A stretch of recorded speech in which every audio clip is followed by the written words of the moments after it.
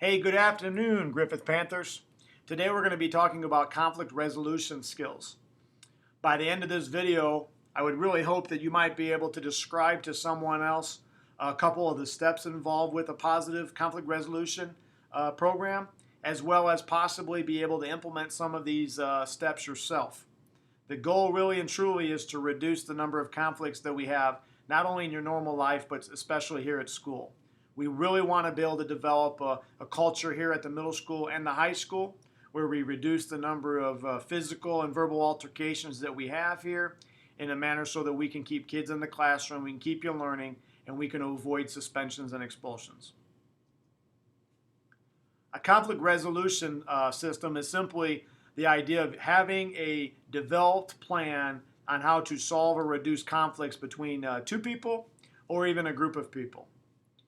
It's important to be able to solve these problems when we argue with one another without resolving or getting down to name calling, rude behavior, threatening people, bullying people, or even at worst, obviously, the physical conflict, getting involved in a fight. This is an important skill to develop because all of us are involved in conflict at some matter, whether it be just our friends in an argument that we get in with our friends, or a student here at school, a classmate, or people out in the community. It's only a matter of time before you disagree with people. And whether or not you are someone who is argumentative, the reality of it is we all end up in conflict at some point. I truly believe that how you handle the conflicts that come in your life will have a huge impact on your overall quality of life. What I mean by that is, even if you get a good education, even if you take care of yourself health-wise, even if you graduate and go on to college, if you don't know how to handle conflict, you're going to have a difficult time in your social life as well as your professional life. I think it's important that we have this discussion simply because there are people that I've known that have made good decisions, graduated from high school, done good things, but have paid for their lack of ability of being able to resolve conflict, whether it be that they've either were injured or they injured someone or had to spend time in jail because of their decisions. It's very important that we start taking steps to address this issue so that, number one, here at Griffith, that we can reduce the number of conflicts that we have in the middle school and the high school, and that we can shift that into a position where we're making better decisions, we're resolving conflicts on our own, and we're using the tools and the resources that are available to us so we don't end up with fights and verbal arguments in the hallway and so on and so forth. This is for everyone's benefit that we talk about this topic. You've seen it before. You've seen students argue in the hallway. You've seen escalations. I'm sure that most of you have probably even seen physical fist fights. Whether or not you've ever been involved with one, I know we've all been witness to a situation where you have two people, let's just keep it simple, arguing with one another. There are some serious steps that we can take, and we're going to cover those here in a few moments, but the important thing is to practice the steps that we talk about so that if you're ever in a situation that you take the right steps to keep yourself safe, to keep everybody involved in the situation safe. Step one is to keep cool. Oftentimes people who are involved in an escalation, a verbal escalation, they escalate it, they elevate it. This person yells at me, I'm going to yell louder. They cuss at me, I'm going to cuss louder.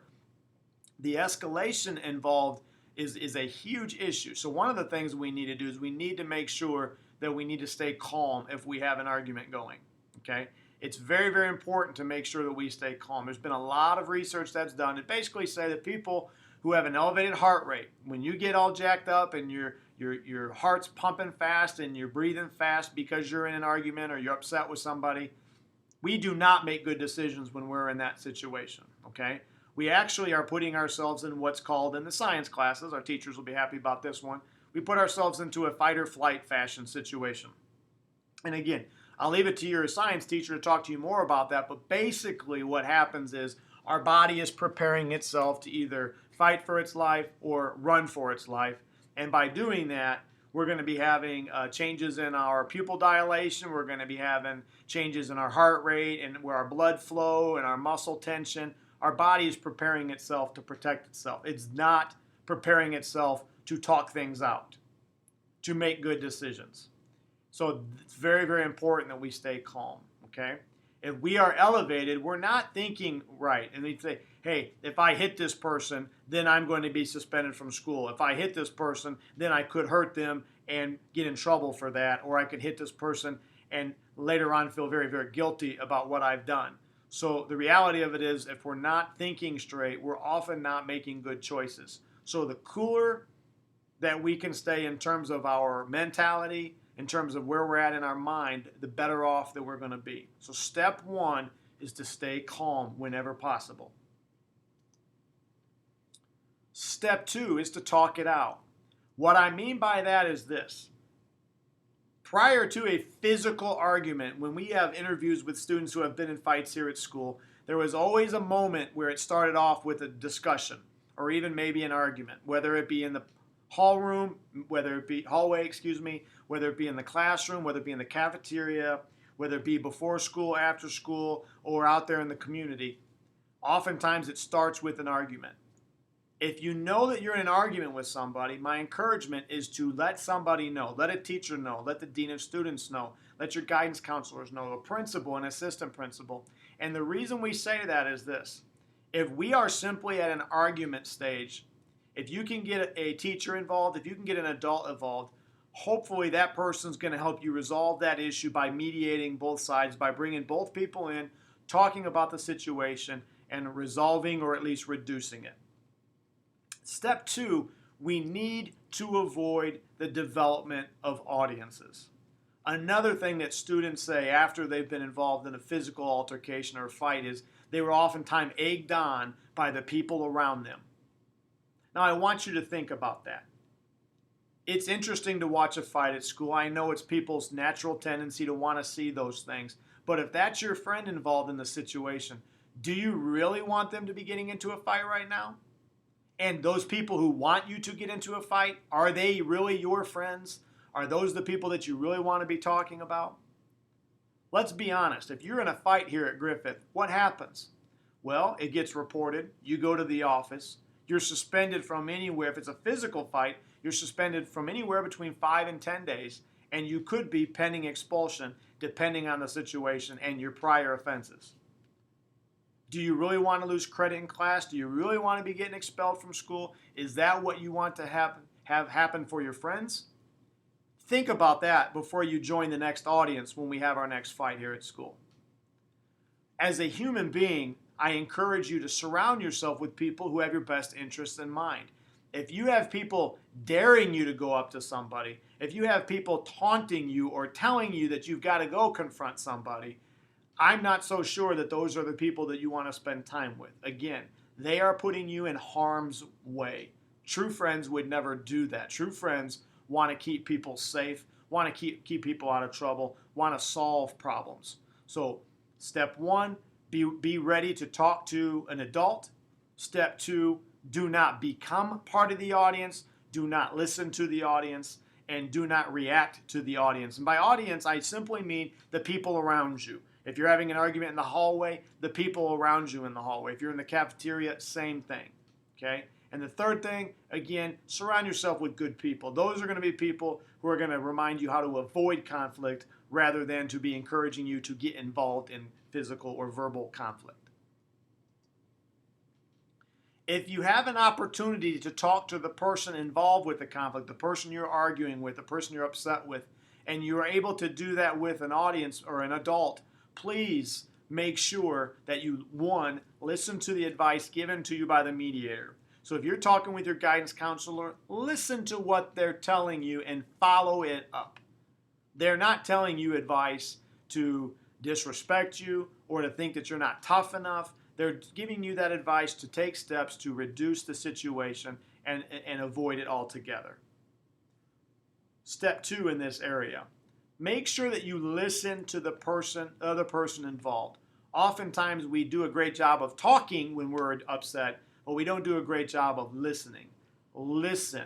You may have been disrespectful with what you said, or with what you said or what you did might have been taken in the context or in the wrong way. You want to make sure that you're listening. You might be part of the problem. You can definitely be part of the solution. Okay? Step 3 within this process is make sure that you're looking for solutions in mind. It's more important to dissolve the situation and come to an understanding that it is to be right. Some of us get so caught up in being right or worrying about being disrespected that we forget that we're really looking for a resolution so we can move on with our day, with our education, and with our lives.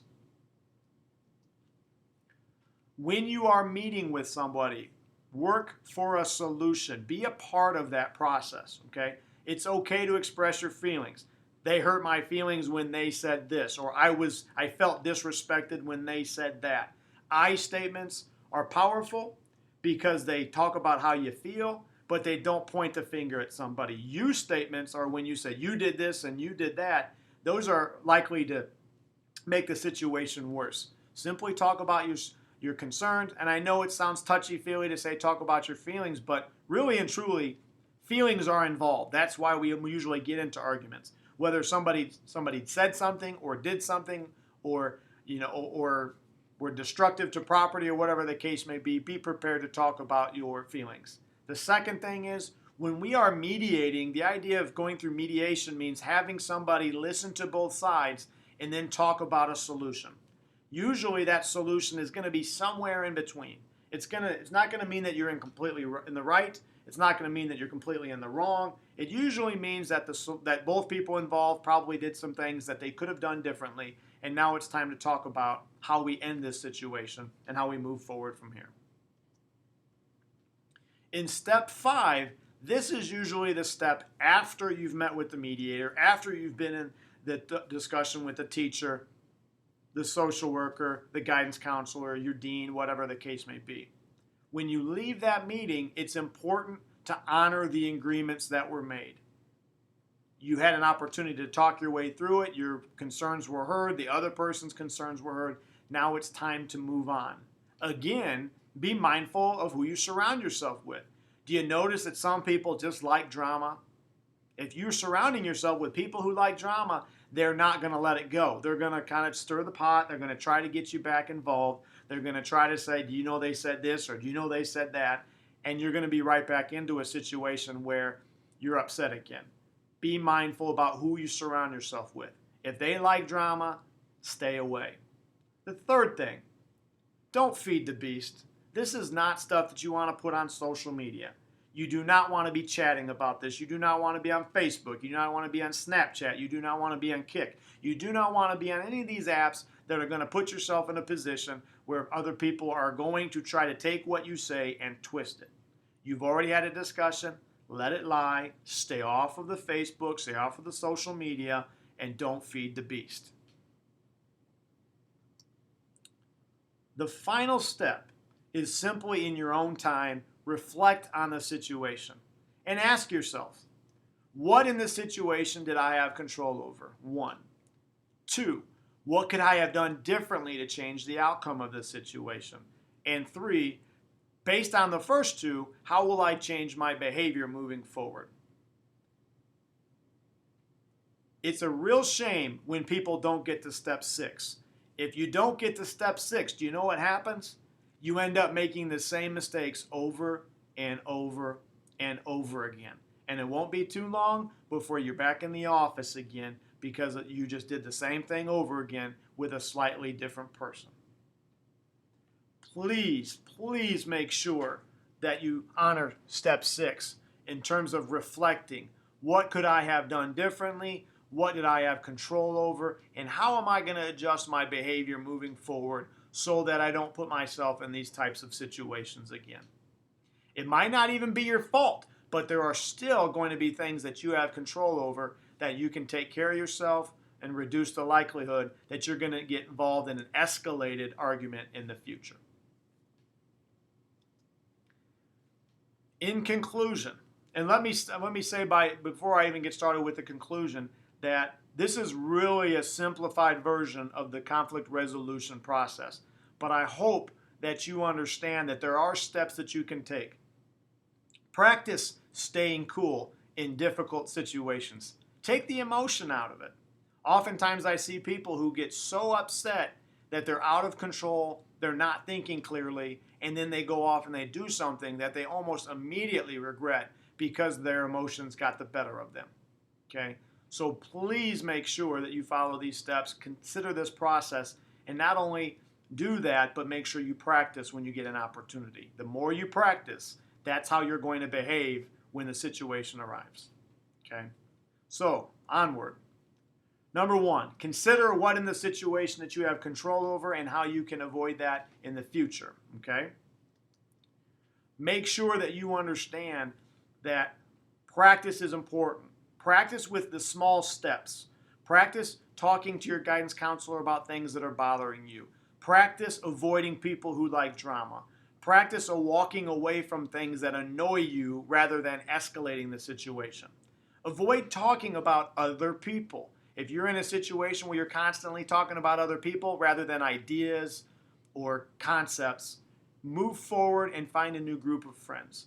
You're going to find that people who are successful are often talking about things like the future, like athletics, like after-school activities like robotics and band and choir, and getting involved and hitting the weight room and working out and reading a good book and when's the next good movie coming out. These kinds of topics are going to avoid you talking about other people, hurting feelings, and getting involved in an escalated situation.